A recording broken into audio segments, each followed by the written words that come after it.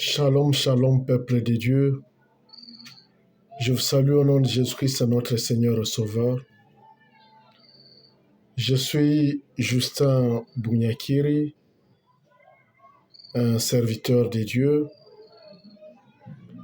et le fondateur du groupe Christ LMM, qui est un groupe qui a comme objectif de faire connaître Jésus-Christ comme Seigneur et Sauveur de la vie, amener l'homme à aimer le Christ, à connaître le Christ dans son quotidien, malgré ses fautes, malgré ses péchés, malgré ses faiblesses, malgré ses défaillances, malgré ses erreurs, malgré toute la nature de l'homme. Et c'est appeler l'homme à laisser à Christ la place dans sa vie pour que le Christ puisse l'aimer, puisse l'aider à surmonter sa nature pécheresse, à surmonter ses faiblesses, ses défaillances, ses erreurs, et pour enfin arriver au port désiré, pour arriver à sa destinée, pour arriver à ce pourquoi il a été créé, pour arriver à ses objectifs, enfin pour que ses projets de vie puissent réussir et qu'il se démarque comme homme capable, homme qui a réussi dans la vie. Parce que nous ne réussissons dans la vie qu'avec Christ. Mes chers amis, qu'on ne vous trompe pas avec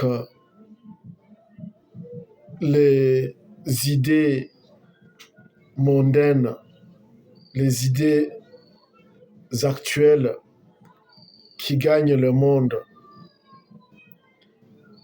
et ceux qui arrivent à nous convaincre que sans le Christ, que sans Dieu, on ne réussit pas. Mes chers amis, tous les grands scientifiques, tous les grands dans le monde, ils connaissent que au-dessus d'eux, il y a une force quelconque, une puissance quelconque. Ils ont toujours été constamment à la recherche de cette puissance pour arriver à faire de grandes choses dans ce monde. Vous avez entendu la Bible dire que toute autorité vient de Dieu. Oui, mes chers amis, on ne peut jamais devenir quelqu'un dans la vie sans la puissance divine. Sans la puissance divine. Certains gens pensent que c'est par les gris-gris, que par Satan, par leur force, ou par leur contact fétichique ou sorcellerique, qui sont devenus grands, qui sont devenus autorités. Mais mes chers amis, aujourd'hui, il faut que je vous dise la vérité. Toute autorité vient de Dieu. Rien ne peut t'arriver dans la vie comme pouvoir si ce n'est pas Dieu. Si tu n'as jamais été prédestiné par Dieu pour devenir autorité. Les grands de ce monde, ils naissent, ils savent bien qu'ils deviendront grands. Ils sont révélés d'une façon ou d'une autre. Tout le monde se connaît. Quelqu'un peut naître et voir son évolution, ses capacités, et il se découvre lui-même et il sait qu'il deviendra grand. Soit qu'il est convaincu par ses convictions, les convictions internes, soit par les songes, il est révélé par Dieu qui deviendra grand, il sera une autorité, soit que les prophètes le lui révèlent qui sera grand, et soit que d'autres forces lui révèlent et lui convainquent qu'il sera grand. Mais toutes ces forces-là viennent de l'Éternel, qui a créé le ciel et la terre, l'univers visible et invisible. Il a créé tous les esprits, que ce soit les esprits bons, que ce soit les esprits mauvais, tous sont sous l'autorité divine de l'Éternel, Dieu Tout-Puissant, qui les a créés. Satan, le menteur, ne fait que profiter de l'ignorance de l'homme pour chercher comment l'écarter de sa destinée. Dieu peut planifier que tu seras grand. Et lorsqu'il a planifié que tu seras une autorité, sûrement, tu deviendras une autorité. Mais qu'est-ce que Satan fait? Satan va t'amener dans les fétiches et te donner des conditions. Il sait déjà que tu as une étoile d'autorité. Il sait déjà que Dieu t'a prédestiné, que tu seras une autorité. Il sait déjà que sur toi, il y a la gloire de l'autorité. Et lui qui sait lire les étoiles, il a déjà vu que ton étoile est une étoile qui te conduira à la grandeur. Alors, qu'est-ce que Satan lui fait? Avant que cela n'arrive, que tu deviennes grand, il va t'amener en dehors de la volonté de Dieu. Il va t'amener dans les maisons de féticheurs. Il va t'amener chez les sorciers et on fait quelques incantations sur toi et on te dit qu'on te donne le pouvoir. Et après, tu vois ce pouvoir se réaliser. Et tu penses que c'est Satan qui t'a donné le pouvoir. Non, Satan n'a pas de pouvoir, mes chers amis. Satan ne peut jamais donner à quelqu'un une autorité. Toute autorité vient de Dieu. Seulement que Satan sait jouer à la psychologie des hommes. Il sait jouer à la nature, à la faiblesse des hommes pour les écarter de la volonté de Dieu et pour les convaincre que c'est lui qui a tout fait pour eux et pourtant rien. Et pourtant c'est Dieu qui a fait cela. Et d'autres arrivent à devenir des hommes grands. Et une fois qu'ils sont devenus des hommes grands, on les entraîne dans des sciences occultes. Et là, ils pensent que pour faire mieux, il faut qu'ils entrent dans des sciences occultes ou qu'ils contactent, qu'ils fassent quelques incantations pour montrer sa puissance, pour montrer sa grandeur, pour être devant les autres, les hommes, ses frères, comme grands. Mais mes chers amis, sachez que toute autorité vient de Dieu. Tout cela, les agents de ténèbres ne font que jouer sur vos faiblesses pour vous entraîner loin de la volonté de Dieu. Oui, il y a un scientifique qui a dit, c'est Max Weber. Max Weber, sur sa théorie sur l'autorité charismatique. Et lui, il a dit que toute autorité est spirituelle. soit que tu appartiens à Dieu, soit que tu appartiens à Satan. Mais quelle que soit l'origine de ton autorité, tu dois arriver à prouver des miracles devant le peuple.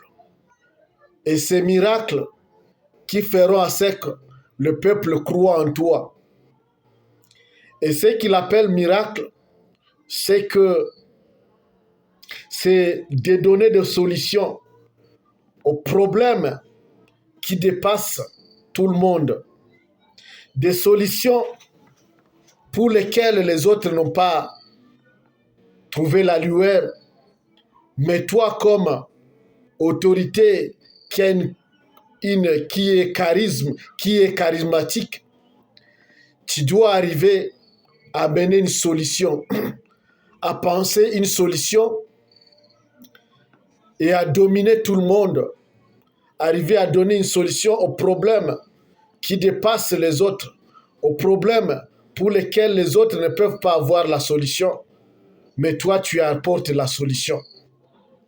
Et c'est ce que le peuple appelle miracle. Et ces miracles-là, ce qui va faire à ce que le peuple te donne de l'allégeance. Et donc les peuples ne te seront allégeants que lorsque tu es capable de produire des miracles. Et quand les miracles finiront, le peuple va cesser aussi de croire en toi parce que tu deviens un homme comme eux.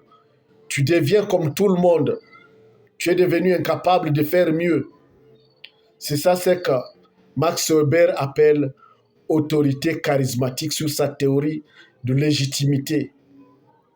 Oui, mes chers amis, mais vous allez voir que Satan ne fait que profiter de la puissance divine. Parce que c'est vrai que c'est Dieu, le créateur de cette puissance. Nous rappelons que Satan est un ange de lumière, un ange de Dieu qui était à côté de Dieu en train de chanter. Il connaît bien le secret du ciel, il connaît bien le secret de Dieu. Et nous avons appris que lorsqu'il a été déchu, lorsque Dieu l'a jeté sur la terre, il ne lui a pas ravi sa puissance ou son pouvoir. Il a laissé tel qu'il était. Et donc, tout ce que Satan possède, ça vient de Dieu. Ces pouvoirs-là sont des pouvoirs qui viennent du ciel. Et il ne fait que profiter sur la psychologie et l'ignorance de nous les hommes pour nous tromper que c'est une autorité, que c'est lui qui donne le pouvoir. Mais non, ces pouvoirs, il les reçoit aussi de Dieu. Il a reçu de Dieu créateur. Et donc, lorsqu'il les donne, il n'y a rien de nouveau qu'il donne. Tout vient de Dieu. Lorsque Satan te dit qu'il t'a donné le pouvoir, ce n'est pas son pouvoir à lui, c'est le pouvoir qui vient de Dieu. Et lorsque maintenant il voit que tu es dans des hérésies, tu es en train de t'égarer, tu es en train de t'écarter de sa puissance, de la création de ses objectifs sur l'homme, qu'est-ce que Dieu fait? Maintenant, c'est là qu'il commence à agir.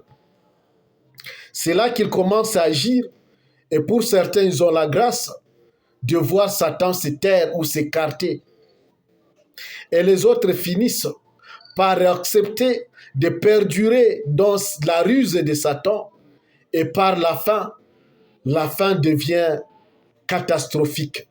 C'est-à-dire, lorsqu'ils perdurent dans le mal, dans les conditions sataniques, et ils finissent dans les conditions sataniques. Mais lorsqu'ils ils ont la grâce de connaître et de reconnaître que toute autorité vient de Dieu, que tout ce qu'ils ont vient de Dieu, Satan n'a pas de pouvoir sur eux, mes chers amis. Oui, il faut que je vous rassure que tous les biens que Satan vous donne là, il faut vous donne des conditions à réaliser. Mais une fois que vous découvrez, et il vous donne la richesse, il n'a rien à donner. Il vous trompe et qu'il vous donne la richesse. Mais cette richesse ne vient pas de lui. Parce que ce n'est pas lui le créateur de cette richesse. C'est Dieu qui est le créateur de cette richesse.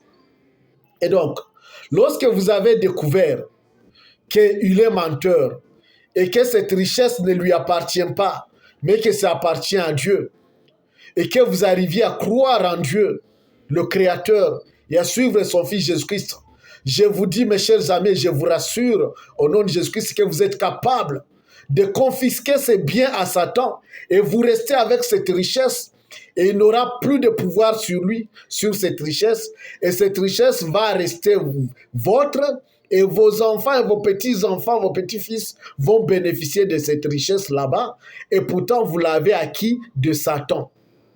Oui, oui. C'est seulement lorsqu'on ignore que tout vient de Dieu, le Créateur, Dieu le Père. Lorsqu'on ignore que tout ce que Satan possède est venu de Dieu, c'est alors qu'on tombe dans la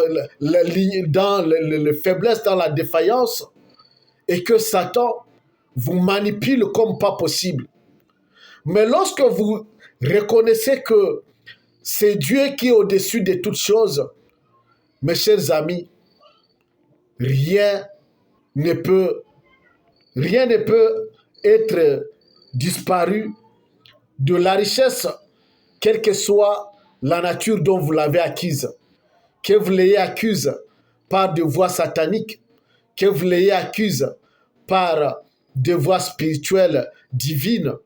Lorsque vous reconnaissez que Dieu, le Tout-Puissant, Dieu le Père, c'est lui qui est au-dessus de tout, c'est lui qui a tout créé, il a créé même Satan, et que tout ce que Satan a vient de Dieu, là maintenant vous imposez à Satan aussi silence par la puissance divine, parce que vous croyez déjà en son maître aussi, parce que son maître aussi c'est l'Éternel, et là Satan ne peut plus vous ravir, c'est qu'il n'a plus le pouvoir sur vous, il n'a plus le pouvoir de vous ravir, c'est qu'il vous a dit qu'il vous a donné. Il fait semblant, il vous dit que c'est lui qui vous a donné, mais il n'a rien à donner. Tout ce qu'il a, ça vient de Dieu, Dieu le Père, éternel et Dieu tout-puissant, mes chers amis. Et donc, sachez que tout vient de Dieu. Toute autorité vient de Dieu. Et personne ne peut devenir une autorité sans qu'un jour il n'a été révélé auparavant qui sera grand de cette autorité-là. Il y a toujours des voix, plusieurs voix qui lui convainquent et qui l'informent que réellement il deviendra grand. Mais le problème c'est lequel? Lorsqu'on nous révèle que nous serons grands, c'est l'orgueil maintenant. Lorsque quelqu'un s'enorgueillit et il commence à se prendre au-dessus de la mêlée, c'est là maintenant, il commence à parloter, à dire « moi je suis grand, moi je suis grand ».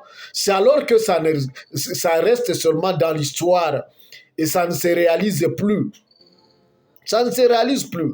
Mais lorsque vous reconnaissez cela, lorsque vous êtes révélé sur votre destinée et que vous restez serein, vous restez dans la volonté de Dieu, vous demeurez dans le Christ. Donc, cet appel, vous la faites croître. Vous faites croître cet appel. Un appel dans la marche de Dieu, dans la voie du Seigneur Jésus-Christ. C'est alors que par la suite, les rêves deviennent une réalité. C'est alors que ce que vous avez été révélé peut-être par les songes, peut-être par de prophéties, ou peut-être par de signes ou par de convictions personnelles. C'est maintenant en s'attachant à Christ que ces rêves, ces révélations deviennent une réalité. Mais lorsque vous commencez à vous enorgueillir avant que cela n'arrive, lorsque vous commencez à vous écarter de la voie, de la volonté de Dieu avant que cela n'arrive, c'est alors que cela peut tomber dans des utopies, dans des illusions. Et là, Satan ne fera que vous écarter de cette destinée-là. Peut-être que vous avez été destiné à être ministre, à être président, à être député, ou à être quelqu'un du gouvernement quelconque, ou à être grand dans des services étatiques. Vous êtes une autorité politico-administrative, vous deviendrez peut-être une autorité politico-administrative, où vous occuperez une place de leadership quelconque dans ce monde. Satan sait lire tout cela et il sait lire les étoiles. Alors qu'est-ce que lui fera? Il va tout faire pour vous écarter de cette voie-là. Il va tout faire pour vous écarter de cette voie-là. Et il va vous entraîner dans d'autres choses, loin de vous. Loin de vous. Oui, mes chers amis. Mais Dieu est amour. Dieu est amour. Il y a des fois qu'il recherche ces gens qu'il a prédestinés à la gloire. Quel que soit votre chemin que vous avez embrassé, il y a des moments propices que Dieu arrive et présente la volonté de vous reprendre, même si vous êtes loin de sa volonté, même si Satan là vous a zigouillé, même s'il vous a entraîné loin de la volonté de Dieu, Dieu ne vous laissera pas comme orphelin. Il viendra auprès de vous et vous parler, et il manifeste sa volonté de vous remettre au bercail, de vous remettre dans sa voie, dans sa volonté. Mais dans ce sens-là, à ce point-là, votre volonté, votre vouloir jouera un grand rôle. Oui, si vous acceptez de rejoindre Dieu et de le suivre, il va vous conduire vers la perfection, vers les ports désirés, vers votre étoile, c'est-à-dire la responsabilité pour laquelle il vous a créé. Mais si vous perdurez dans l'égarement et que vous voyez que c'est là où vous êtes, que c'est mieux, et que vous jugez de ne pas suivre la voie de Dieu, il vous a créé libre, il a créé deux voies, la mort et la vie. Oui, il ne fera que vous conseiller de le suivre, de choisir la vie, mais sans vous imposer de le suivre. Et lorsque vous décidez vous-même de perdurer dans l'égarement, et il ne peut pas vous faire enlever là, parce que vous avez décidé vous-même. Oui, mes chers amis. Et donc, quel que soit l'égarement, il y a le temps où le Christ se révèle. Quel que soit le mauvais que vous êtes, quel que soit ce que vous avez déjà fait dans le monde comme mal, il y a un temps où Dieu se décide de vous visiter d'une façon ou d'une autre. Mais pour vous sauver, il a toujours besoin de votre volonté. Et là, qu'est-ce que Satan fait? Lorsque Satan vous a déjà entraîné dans l'égarement, dans le mal, il va vous faire semblant, vous montrer comme si c'est là qu'il y a la joie, c'est là qu'il y a le bonheur, c'est là qu'il y a la paix. Il va vous amener d'autres qui sont en train de vivre dans cette même condition que vous, et vous faites une association de mauvais, une association de liés de Satan, une association des amis de Satan, et vous plaisez dans le mal. Vous vous plaisez dans le mal parce que vous êtes nombreux et vous pensez que c'est là le bonheur. Prenons le club des ivrognes, des gens qui ne sont que des amis parce qu'ils partagent la boisson, ils s'enivrent tous. Ils sont des amis parce que tous sont des dragueurs de femmes, tous sont des débauchés. Oui. Et ils sont des amis parce que tous sont des voleurs, tous sont des putes, tous sont de menteurs, tous sont des sorciers. Ils font une association, ils deviennent des amis. Et là, ils se partagent leurs expériences, des expériences dans ce mal-là, et ils pensent que c'est là le bonheur. Or, ça, c'est masqué. Satan a masqué, le trompe, que c'est ça le bonheur, c'est ça. Là, ils ont la joie, ils ont la paix. Pourtant, ça, c'est passager, mes chers amis. Or, le vrai bonheur ne peut venir que du Christ. Oui, la réussite ne peut venir que du Christ. C'est cela, mes chers amis. Mais ne vous découragez pas. Même si vous vous retrouvez dans cette situation là-bas, ne vous découragez pas. Dieu est bon. Nous avons un Père qui ne nous laisse pas, qui ne nous laisse pas, qui ne nous laisse pas orphelins. Il y a toujours un temps qui va venir. Il se révèle à vous. Il se révèle à vous et il vient pour vous sauver, pour vous tirer de ce gouffre-là, de cette ignorance. Il vous donne l'occasion de le suivre. C'est la raison pour laquelle vous avez entendu que les gens dire, les hommes de ce monde qui ont grandi, quand on arrive à la vieillesse, on sait découvrir, on sait dire des choses. Et les sages vous disent que chaque homme a son jour. Chaque homme a son jour.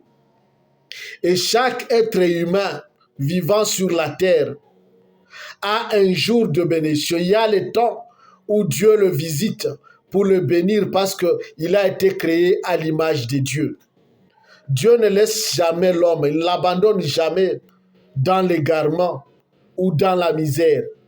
Dans le parcours de la vie de l'homme sur la terre, il y a toujours un temps où Dieu le visite. C'est la raison pour laquelle les sages vous disent qu'il n'y a jamais eu d'enfant pauvre.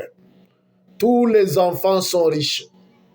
Et donc, il ne faut jamais taxer un enfant d'un pauvre, qui soit né pauvre, qui soit né par accident, qui soit né dans une famille de malheureux, qui soit né de parents pauvres.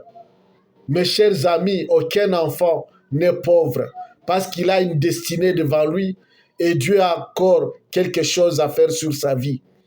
Et réellement, lorsque son jour viendra, lorsque son temps de bénédiction viendra, s'il sait jouer à cette époque-là, cette situation-là, s'il sait se concentrer et rester dans la volonté divine, là, il devient une lumière, une étoile qui brille et qui fait briller dans le ténèbre, qui éclairera les autres et tous les membres de sa famille.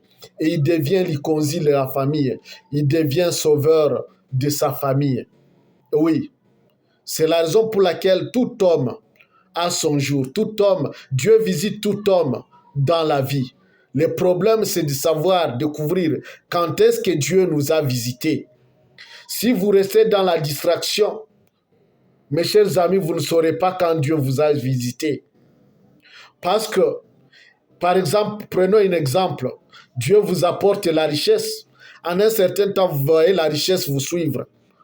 Toutes les portes sont ouvertes. Au lieu de profiter de cette occasion et de mettre tout en pratique dans la volonté de Dieu, vous vous égarez maintenant. Vous prenez cet argent-là pour financer les contre-valeurs, pour financer les antivaleurs, pour financer ce qui est à l'encontre de la création divine. Et c'est là maintenant où pour dépenser de l'argent dans des voies qui ne pâtent pas Dieu, qui ne plaisent pas à Dieu. C'est à cette situation-là que même les démons, les sorciers, les ennemis vont dire que vous êtes ignorants. Ils vont vous dire que vous ne savez pas ce qui vous est arrivé. Ce qui vous est arrivé, vous ne savez pas découvrir que c'est le temps de Dieu et que ce bonheur, cet argent vient de Dieu, mais vous le dilapidez dans des dépenses ostentatoires non voulues par Dieu ou qui ne sont pas dans la volonté de Dieu. Oui. Et vous allez voir qu'en un certain temps, cet argent va disparaître parce que vous n'avez pas su que cet argent est venu de Dieu. Oui. Je répète, mes chers amis, le diable n'a jamais créé quoi que ce soit. Le diable n'a rien. Tout ce qui se trouve sous le soleil, ça appartient à Dieu notre Père.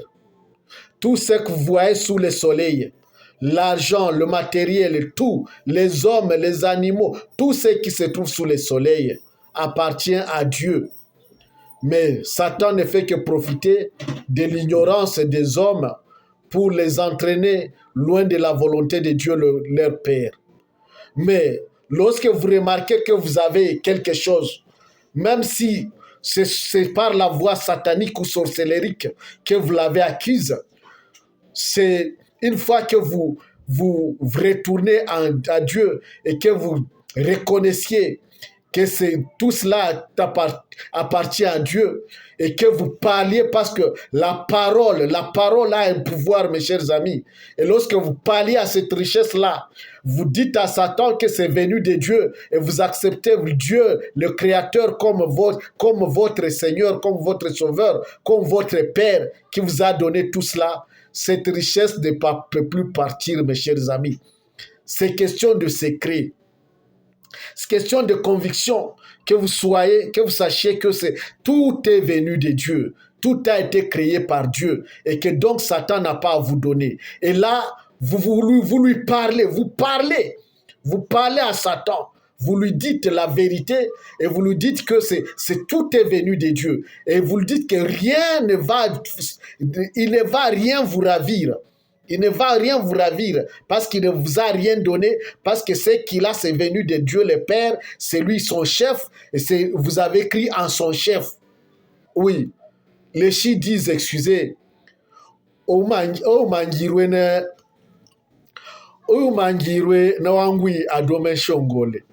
oui, donc, lorsque Dieu le Tout-Puissant est votre maître, et donc, Satan ne peut plus rien sur vous, mes chers amis. Satan ne peut plus rien sur vous. Et même si c'est lui qui vous a donné ça, il vous a trompé, qui vous a donné, parce qu'il n'a rien à vous donner, lui aussi a reçu de Dieu. Et il fait semblant que c'est lui qui vous donne et pourtant rien. Il n'a rien à vous donner. Mais lorsque vous capitalisez cela et vous lui montrez que c'est venu de Dieu, il ne peut rien sur vous, mes chers amis. Il ne peut rien sur vous. Je connais un sataniste qui a reçu le Seigneur et Sauveur, Jésus-Christ comme Seigneur et Sauveur de sa vie. Lui avait une grâce. Lorsque Dieu crée quelqu'un, mes chers amis, c'est une fois pour toutes. Lorsque Dieu a mis sa main sur quelqu'un, c'est une fois pour toutes. C'est une fois pour toute la vie. Ce monsieur-là, il avait un problème d'études, de paiement d'études. Il était étudiant et il est parti chez quelqu'un, un sataniste, et lui a dit ses difficultés. Il ne savait pas que cet homme était un sataniste. Il a dit qu'il a du mal à payer les études. Cet homme-là lui a dit qu'il n'avait pas l'argent à lui donner chaque fois, mais qu'il enseignerait la voie d'avoir de l'argent. Oui, oui. Et il lui a enseigné la voie du satanisme. Et cet homme-là, qu'est-ce qu'on lui a demandé? C'est la poudre de plante de ses pieds. C'est que seulement on lui a demandé comme condition, et on lui a dit de prendre cette poudre-là de plante de ses pieds et l'emballer dans un papier et mettre au-dessus de l'armoire dans sa maison. Et il a fait, et l'homme là lui a enseigné comment entrer en contact avec Satan à travers les tombes qui étaient dans leur entourage. Et ce garçon-là est devenu un grand sataniste. Un grand. Et son ambition, c'était de devenir un grand. Donc, si dans ce monde, il y a de grands satanistes, lui, il voudrait être un grand ami à Satan et qu'après Satan, ça soit lui. Et il est arrivé à ces ambitions-là.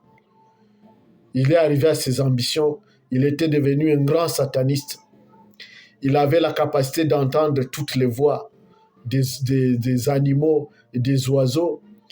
Il avait la capacité de connaître les choses. Et donc, il savait tout. il avait comme condition de ne jamais manger une nourriture préparée par les hommes, dont il ne mangeait que des aliments crus. Et ces femmes étaient des démons. Ces femmes étaient des démons. Dans sa maison, il avait une femme, une belle femme, mais venue du monde des ténèbres. Donc l'entourage pouvait, les membres de sa famille pouvaient venir et rencontrer la femme dans la maison. La femme les accueille, il leur prépare à manger, tout ça. Ben, eux ne sauront pas que c'est une femme du monde des ténèbres.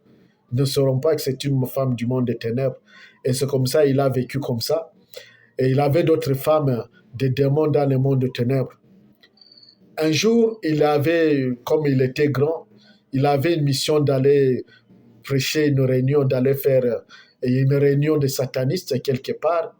Il est arrivé en cours de route, et comme il avait le pouvoir d'entendre toutes les voix des animaux et des animaux, il a entendu un oiseau en train de chanter. Je te bénis, je te rends grâce, éternel Dieu créateur, parce que tu me donnes à manger, bien que je ne cultive ni ne moissonne. Et il a entendu cette voix, il a regardé l'oiseau, il s'est dit, mais finalement, moi je suis une créature, je suis un homme, je ne reconnais pas ce Dieu-là, mais cet oiseau-là le reconnaît. Il faut que moi aussi je cherche ces dieux-là. Il est revenu, il a gardé son secret et sa décision en lui. Il n'est plus parti aller faire cette réunion-là, aller présider cette réunion-là. Il est retourné. Quand il est retourné, il a commencé à réfléchir. Mais il est parti, comme d'habitude, dans le monde des ténèbres.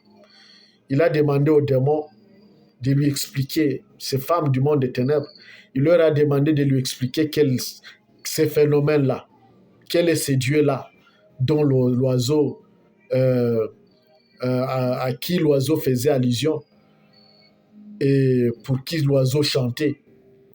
Et les démons lui ont dit que, à part Satan, il y a un Dieu créateur de toutes choses qui est au-dessus de Satan et qui est au-dessus de tout.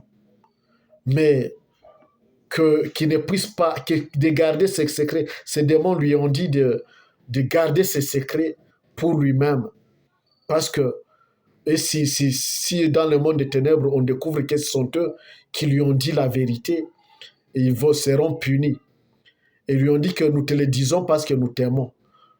Mais au-dessus de nous, il y a un autre, au-dessus de Satan. Il y a un autre, celui qui nous a créés tous.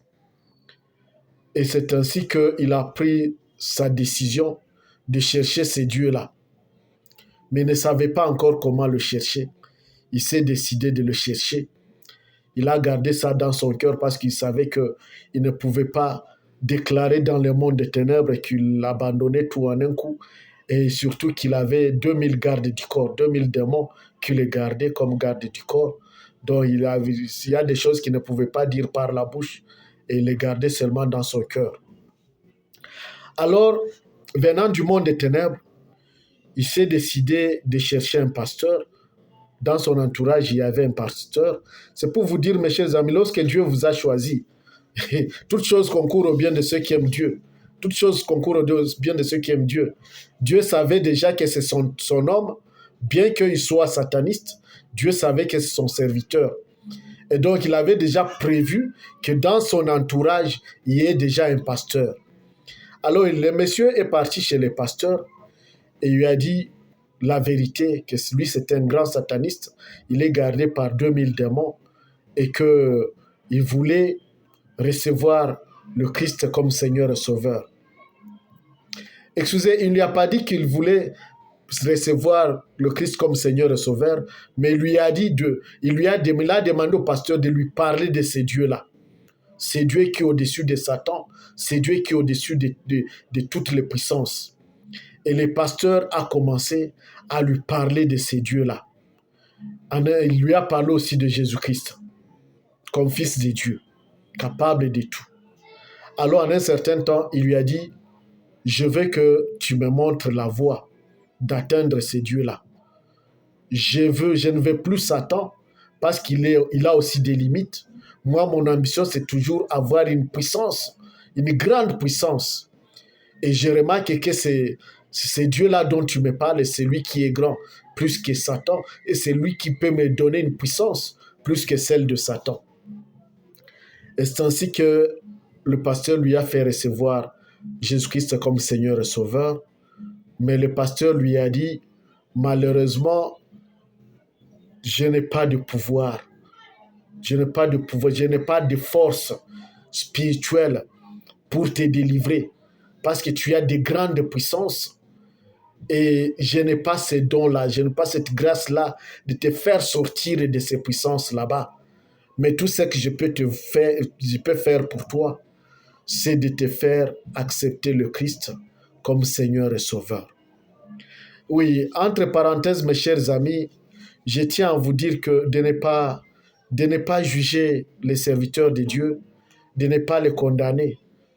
Lorsque quelqu'un a été choisi ou il a été oint, qu'il soit prêtre, qu'il soit pasteur, qu'il soit prophète, qu'il soit un homme de Dieu, il ne faut jamais juger les enfants de Dieu, il ne faut jamais juger les serviteurs de Dieu.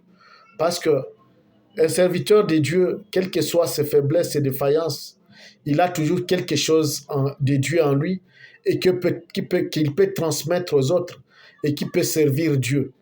Et donc, Dieu, lui, ne voit que ce qu'il a mis en lui. Mais vous, les hommes, vous ne verrez que ses faiblesses, ses défauts, ses défaillances, ses péchés. Et vous commencez à les juger, à les condamner. Or, ce n'est pas bon, mes chers amis. Ce n'est pas bon, c'est pas bon. Parce qu'il y a des gens qui jugent les serviteurs de Dieu, disent, oh, c'est un ivrogne, c'est un impudique, il lui taxe de tout le mal. Or, Dieu lui-même sait que c'est son serviteur. Ne jugeons pas les serviteurs de Dieu, mes chers amis. Et les autres pensent que lorsqu'ils voient un serviteur de Dieu et avoir des charismes pour chasser les démons, pour guérir le malade, pour prier pour des gens, ils pensent que c'est celui-là qui vaut plus que les autres. Non, mes chers amis. Il n'y a pas de grand dans l'œuvre de Dieu. Il n'y a pas de grand. Tous nous sommes des serviteurs de Dieu, mais nous sommes un corps du Christ. Chacun a reçu selon la mission que Dieu lui a donnée. Oui.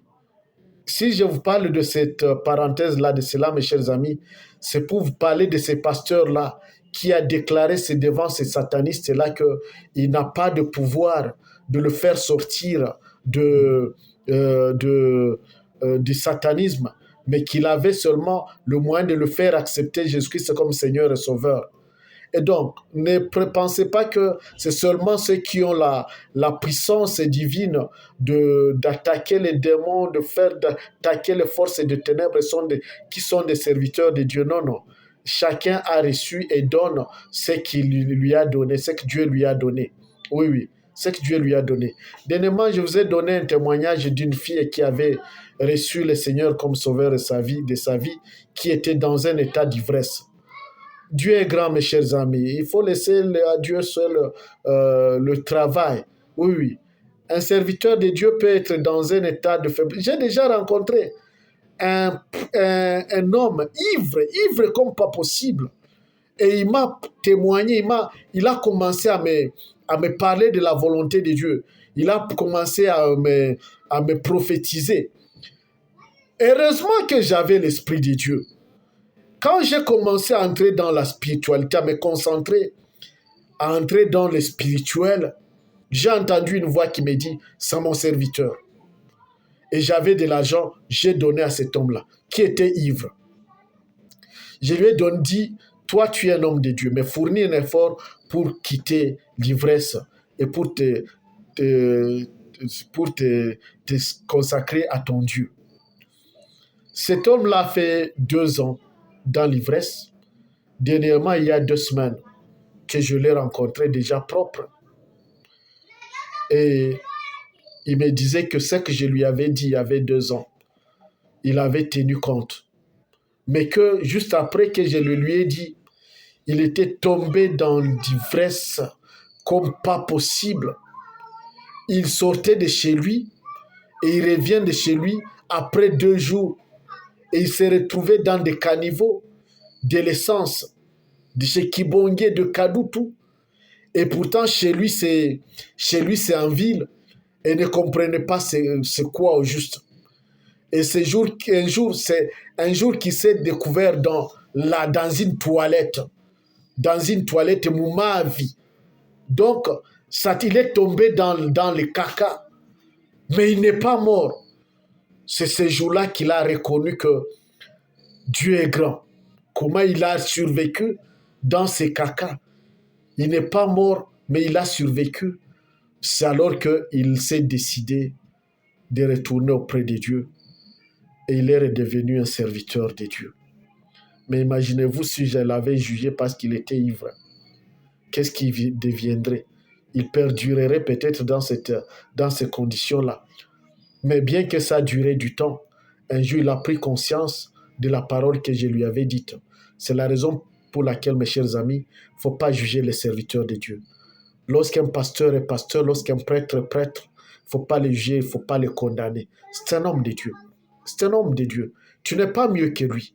Personne n'est mieux plus que les autres. Dans l'œuvre de Dieu, mes chers amis, il n'y a pas de grand. Il n'y a pas de grand. C'est par petites choses que nous connaissons Dieu. Hein? Nous connaissons Dieu par iota, mes chers amis. Par iota. Et donc, personne ne peut se dire que moi, je suis grand, moi, j'ai la puissance de Dieu, moi, j'ai Dieu. Non, non, non, non. Non, mes chers amis. Oui. Aidons-nous mutuellement. Mutuellement, prions pour nous. Prions les uns pour les autres pour suivre Jésus-Christ. Et pour revenir à ma prédication, mes chers amis, et ces messieurs-là a reçu le Seigneur Jésus-Christ comme Seigneur et Sauveur de sa vie. Et le pasteur lui a dit, je viens de faire ma volonté, mon devoir, Dieu seul prendra soin de toi. Et il est parti. Il est parti. Il a suivi celui qui lui avait enseigné le satanisme. Il a dit, je vais quitter. Je ne vais plus continuer à être sataniste. Maintenant, je viens te remettre tout ce qu'on m'a donné, toutes les puissances, tout ce que j'utilise dans le satanisme. Ce monsieur-là lui a dit, ce n'est pas à moi que tu dois t'adresser. Tu sais faire des incantations et pour entrer dans le monde des ténèbres, tu sais comment toi-même faire. Et donc, toi-même, tu entres en contact avec Satan à travers les cimetières qui est à côté de toi, qui est dans l'autre village. Et là, tu vas rencontrer Satan, il va te dire ce qu'il va faire, ce que tu vas faire. Il lui a dit, ok, ça va. Moi-même, je vais le faire. Et monsieur, il a fait des incantations. Il avait déjà reçu Jésus-Christ comme Seigneur et Sauveur. Maintenant, il voulait rompre de tout, d'avec le satanisme.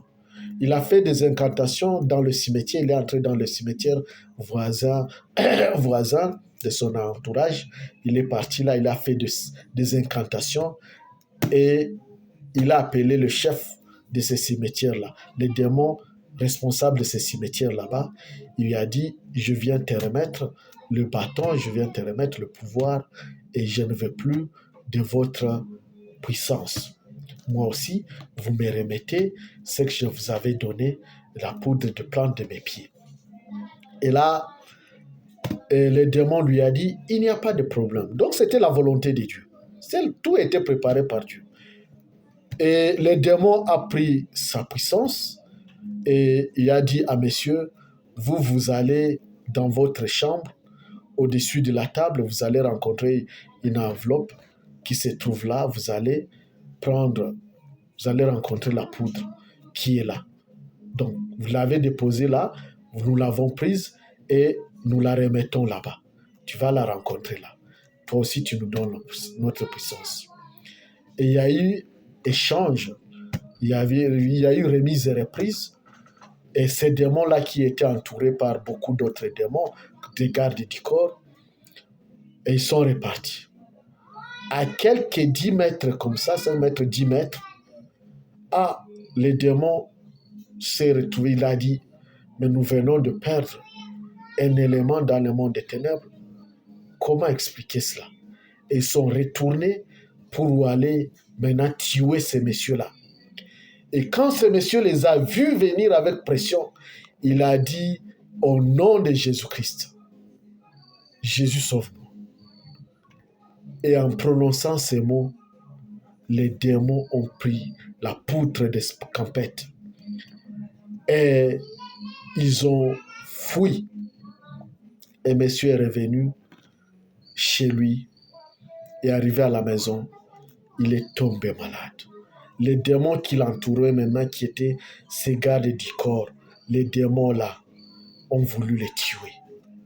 Ils l'ont tourmenté comme pas possible. Et ce monsieur-là a fait 2 ans dans les soins intensifs à l'hôpital. Il ne mourrait pas. Et Dieu avait déjà prévu à côté de lui un autre serviteur de Dieu qui était aussi dans les soins intensifs et qui était là, à côté de lui. Et lui a commencé. Non, mes chers amis, Dieu est grand.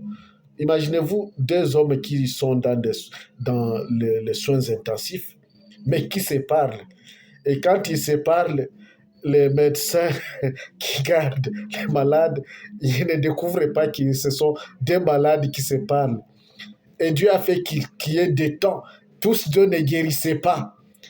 Ils ont duré dans cette situation-là jusqu'à ce que ces serviteurs-là a enseigné et donc bien enseigné à l'autre qui est Dieu, qui est le Christ.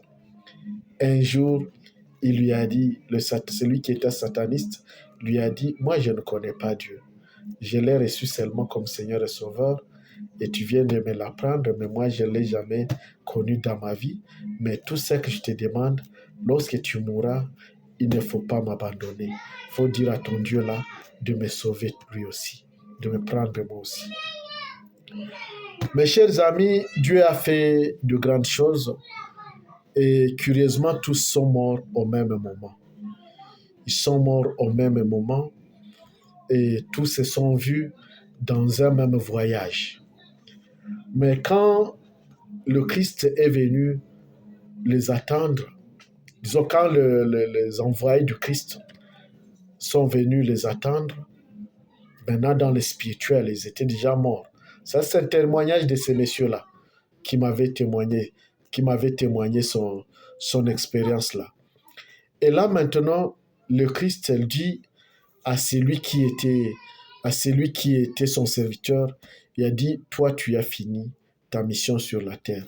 Viens, on va ensemble. À ce monsieur-là qui est sataniste, il lui a dit, non, toi, pas encore. Tu rentres et tu as encore affaire sur la terre. Tu as encore affaire sur la terre. Et je te donne comme mission d'aller prêcher les satanistes à Kinshasa, Matongé, précisément. C'est là que je t'envoie. La mission que je te donne sur la terre, c'est de prêcher seulement les satanistes. Et comme premier exemple que je te donne dans l'hôpital où tu étais, il y a de grands satanistes. Toi, tu vas seulement arriver là, tu cries, Christ est vivant. Et tous ceux qui sont dans cet hôpital sont vivants. Et il y aura quelque chose qui va se passer. Et c'est comme ça qu'ils sont partis et lui est revenu à la vie. Directement, quand il est revenu à la vie, il s'est retrouvé dans un cercueil chez lui. Et il y avait déjà 2 ou 3 jours sans qu'on l'enterre. Donc Dieu avait distrait les gens pour qu'ils ne puissent pas l'enterrer. Et quand ils ont vu le cercueil bouger, et il est sorti, il s'est mis debout, assis dans le cercueil, et les gens ont commencé à fuir. Bon, il leur a dit non, ne fuyez pas sur moi. Sur moi, il leur a raconté ce qui s'est passé et comment Dieu lui a dit de revenir à la vie. De revenir à la vie, lui a donné une autre mission. Et ce qu'il a fait, la première fois, il est parti à l'hôpital là où Dieu l'a envoyé. Il a dit, Christ est vivant et tous ceux qui sont dans cet hôpital sont vivants. Et les miracles sont opérés. Tous les malades ont guéri. Tous ceux qui étaient à la morgue ont retrouvé la vie. Et donc, Les satanistes, voyant ces miracles-là, ils ont cru au Seigneur, ils ont changé de camp, ils ont reçu le Seigneur Jésus-Christ comme Seigneur et Sauveur de la vie. Et c'est lui qui les a fait recevoir le Christ comme Seigneur et sa vie, comme Seigneur de leur vie. Donc il est devenu directement pasteur. Il a commencé la mission là même. Ça, c'était son premier exercice avec Jésus-Christ. Et après, il est parti à Kisangani, à Kinshasa, et il a commencé sa mission à Matongé. C'est comme ça, mes chers amis, que quelles que soient les conditions dans lesquelles vous vous retrouvez, sachez que Dieu est au-dessus de tout. Sachez que Dieu est au-dessus de tout et Satan est sous les ordres de Dieu et Satan ne peut rien faire sans la volonté permissive de Dieu. Et donc lorsque Dieu permet que Satan vous attaque, il faut pas vous décourager. Il y a toujours un langage de Dieu dans toutes les situations que vous traversez. Ce qui est mal chez l'homme, c'est que l'homme ne sait pas, dans la souffrance, dans la misère, dans des situations qui dépassent l'entendement de l'homme n'arrive pas à se concentrer et à réfléchir sur la grandeur de Dieu et à voir que seul Dieu le Père, à travers son Fils Jésus-Christ, peut le sauver. C'est là le problème. Comment avoir foi et confiance en Dieu que malgré la situation que je vois, malgré la situation que je rencontre, Dieu peut faire quelque chose. Dieu fait quelque chose. Dans cela, je vous donne un témoignage, mes chers amis. Un jour, j'étais au camp Sayo. J'allais saluer un ami colonel qui était là. Et il m'a accueilli chez lui. Nous sommes mis assis devant sa chambre, devant sa maison, et on a commencé à parler. En un certain temps, j'ai vu une foule de gens venir en train de pleurer avec un homme qui tenait un enfant de près un âge de 8 ans, 6 ans, entre 6 ans et 8 ans comme ça. Et il le tenait, et les autres pleuraient, il était couvert. L'enfant était couvert, et les autres pleuraient vraiment, les mamans, les enfants qui l'accompagnaient pleuraient. Quand je les ai aperçus, j'ai entendu une voix me dire « Va à leur rencontre ».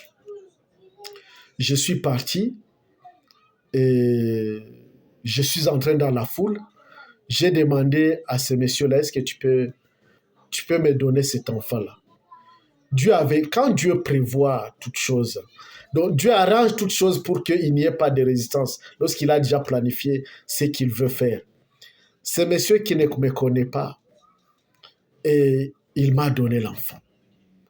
J'ai soulevé l'enfant. J'ai dit, Seigneur, je te rends grâce parce que tu es au-dessus de la mort et parce que tu es le maître des temps et des circonstances. Mais pour que ces gens sachent que si tu es Dieu, Père, que la mort quitte cet enfant au nom de Jésus-Christ et qu'il recouvre la vie. Et directement, l'enfant est revenu à la vie et l'enfant continuait à marcher. C'était l'étonnement. Et les gens ont reçu le Seigneur et Sauveur. Les parents de cet enfant m'ont invité chez eux et aussi étaient au camp Sayo. Ils ont reçu le Seigneur comme Sauveur de leur vie. Mais comme je n'avais pas où les orienter, j'ai fait mon devoir. Je leur ai dit que de suivre le Christ, de s'attacher à Dieu, tout ça, je prêchais. Bon, je leur ai dit, bon, Dieu va vous orienter dans quelle église entrer. Si vous êtes des catholiques, Dieu va prendre soin de vous. Si vous êtes des protestants, Dieu va prendre de vous. Parce que mes chers amis, moi, je n'ai pas de parti pris sur l'église. Non. Le Christ ne m'a pas appelé pour avoir parti pris sur l'église. Quel que soit ce que vous dites de moi, hein, je m'en fous. Je sers seulement le Christ qui m'a appelé et j'ai un secret avec Dieu et j'ai des relations seulement avec Jésus-Christ. Je m'en fous je m'en fous de. Je sais que la religion ne peut pas faire arriver quelqu'un au ciel. Donc, vous pouvez me voir partout. Vous pouvez me voir partout. Si vous allez critiquer, je m'en fous, mes chers amis. Je m'attache seulement à Dieu le Créateur à travers son Fils Jésus-Christ qui m'a mis en connexion avec lui. Si vous êtes de la religion protestante, il n'y a pas de problème. Si vous êtes de la religion catholique, il n'y a pas de problème. Si vous êtes de l'église des réveils, il n'y a pas de problème. J'ai déjà vu, j'étais à Walikale Jingala un jour où le Seigneur m'avait envoyé un certain temps dans sa mission. J'ai vu ceux qui m'ont accueilli et ceux qui m'ont pris en charge, et c'était des musulmans, des chefs vraiment, et qui a reconnu en moi la grandeur de Dieu. Et il a changé, il a pris Jésus-Christ comme Seigneur de sa vie, et il a suivi. Bon. Mais comme mon idée n'était pas de créer une église là-bas, j'avais seulement une mission d'aller servir le Seigneur. Je lui ai dit, bon, le Christ prendra soin de toi, il saura où t'accompagner, et comment être avec toi. C'est comme ça, mes chers amis. Et Dieu, un bon serviteur de Dieu ne peut pas juger des religions, dire que telle religion est bonne, telle religion est mauvaise. Non, non. Toutes les religions chrétiennes sont bonnes. Elles font arriver quelqu'un chez Christ. Oui, oui. Oui, oui, oui, oui, mes chers amis. Il ne faut pas avoir de critiques sur la religion, dire que ce sont des protestants, sont mauvais, sont des pécheurs, dire que les catholiques sont des pécheurs. Non, non, il ne faut pas avoir de parti pris sur des religions, il ne faut pas juger, mes chers amis. Et donc, c'est comme ça, mes chers amis, j'étais en train de vous dire que Dieu, la grandeur de Dieu et la suprématie des dieux, la suprématie de l'autorité divine sur toute autorité existante dans les cieux, sur la terre et sous la terre. C'est l'autorité divine de Dieu créateur qui est au-dessus de tout. Et donc que Satan ne puisse pas vous distraire et vous dire que c'est lui qui a l'autorité, que c'est lui qui a le pouvoir. Non. Il y a moyen de ravir même à Satan ce qu'il a et vous en approprier, mes chers amis. Na hata uwa mtoto wako hata il ne va pas tuer aucun de ses enfants, il ne va pas tuer personne. Oui, c'est la reconnaissance de la grandeur de Dieu, la reconnaissance de la suprématie de Dieu qui fait taire Satan, mes chers amis. Et ne vous en faites pas, avec Dieu, nous sommes plus forts que Satan. Nous sommes plus forts. Nous sommes capables de faire taire Satan et toute sa malice lorsque seulement nous découvrons que nous avons le Christ qui est plus grand en nous. Lorsque nous découvrons que nous savons la grandeur de Dieu le Père chez nous, dans nous, et donc nous sommes prêts à faire taire les malices de Satan, mes chers amis. Donc, réjouissez-vous si vous avez le Christ en vous et cherchez toujours davantage la puissance divine de vous approcher de votre Seigneur Sauveur Jésus-Christ et qui vous mette en connexion avec son Dieu le Père. Et lorsque vous êtes en connexion avec Dieu le Père, c'est fini. C'est fini, mes chers amis. Vous arrivez même à découvrir dans la spiritualité ce que les autres hommes ne connaissent pas. Ce que les gens pensent que c'est impossible. Vous voyez que c'est possible, mes chers amis. C'est la raison pour laquelle je vous encourage à chercher la puissance de Dieu, à chercher la grandeur de Dieu, à chercher à connaître qui est Christ. Qui est Christ? C'est Christ dont on parle. C'est Jésus-Christ dont on parle. Quel est cet homme? On nous dit qu'il est Dieu. En quoi il est Dieu? Qui est-il? Qui est-il? Hein? Qui est-il? Qu'est-ce qu'il fait? C'est cette recherche, mes chers amis. Dieu n'aime pas les idiots. Dieu n'aime pas les idiots, les ignorants, des gens qui croient en lui parce qu'il faut croire. Non, non, non. Dieu aime des gens qui le cherchent et qui cherchent à le connaître davantage, à chercher à connaître qui il est réellement. Oui, oui. Si vous le cherchez, il va se révéler à vous. Il va se révéler à vous. Il va vous enseigner qui il est, et vous allez marcher avec lui, et vous allez découvrir sa grandeur et sa puissance, mes chers amis. Et donc, je vous encourage à ne pas rester des chrétiens, des faibles chrétiens, ou des chrétiens de non seulement. Non, non. Il faut être des chrétiens pratiquants. Les dieux pratiquants qui ont des expériences, qui mènent des expériences avec Dieu le Père dans l'évolution de leur foi. Oui, oui, c'est la mise de la foi en expérience, la mise de la foi en action, mes chers amis. Vous découvrez qui est votre Dieu, qui est-il en réalité. Oui, oui. Et votre Jésus-Christ, qui est-il en réalité dans vos vies. Oui, mes chers amis, c'est cela donc ce que j'avais à vous dire en ces jours. Et nous allons prier notre Dieu pour qu'il nous aide à le découvrir davantage.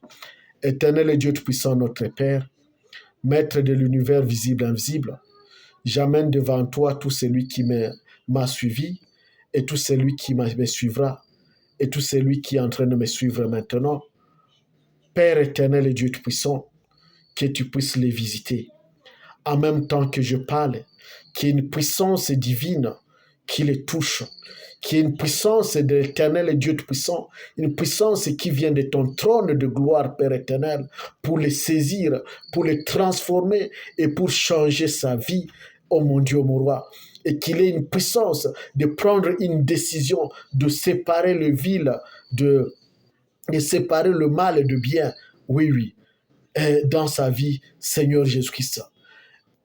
Domine son esprit, domine son cœur, domine son âme, oh mon Dieu, mon roi, pour qu'il puisse être transformé. Et tout celui qui est ton serviteur, qui est en train de me suivre, qu'il soit prêtre, qu'il soit pasteur, qu'il soit prophète, qu'il soit évangéliste, qui qu'il soit, tous tes serviteurs, Seigneur, que tu leur donnes encore la force et le goût de te suivre davantage, le goût de te chercher davantage, le goût de te servir davantage et le goût d'expérimenter la puissance divine davantage avec toi, Père éternel. Sois avec tous et qu'il te révèle à chacun d'eux. Au nom de Jésus-Christ, j'ai ainsi prié. Amen.